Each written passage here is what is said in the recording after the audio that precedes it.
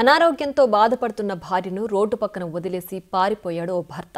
తన కోసం భర్త వస్తాడని ఆ అభాగ్యురాలు 6 రోజులుగా నిరీక్షిస్తోంది. కామారెడ్డి జిల్లా బాన్స్వాడలో ఈ ఘటన చోటు చేసుకుంది. నిజామాబాద్ జిల్లా రుద్రూర్కు చెందిన లక్ష్మణ్ ఓ ఫాస్ట్ ఫుడ్ సెంటర్లో కూలీగా పనిచేస్తున్నాడు. లక్ష్మణ్ భార్య జ్యోతి కొంతకాలంగా అనారోగ్యంతో బాధపడుతోంది. దీంతో ఈ నెల 18న రాత్రి లక్ష్మణ్ తన భార్య జ్యోతిని తీసుకుని బాన్స్వాడలోని సరస్వతి మందిరం సమీపానికి వచ్చాడు. అక్కడ ఉన్న ఇసుక డంపుపై ఆమెను పడుకోబెట్టాడు. తెల్లవారి వస్తానని చెప్పి 3 నెలల బాబును మాత్రం తీసుకువెళ్లాడు.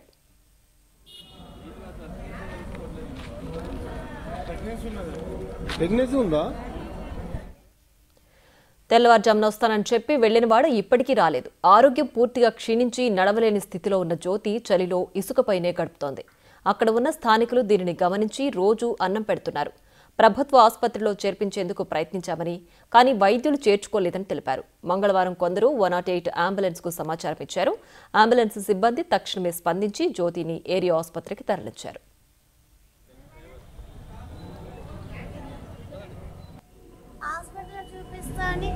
తీసుకొచ్చి ఇక్కడ వదిలేసి వెళ్ళిపోయాడు బాబుని తీసుకొని. ఎన్ని రోజులు? ఇప్పటికి 6 రోజులు. గురువారం వచ్చిన రాలే. పాస్పోర్ట్ సెంటర్ ఎక్కడ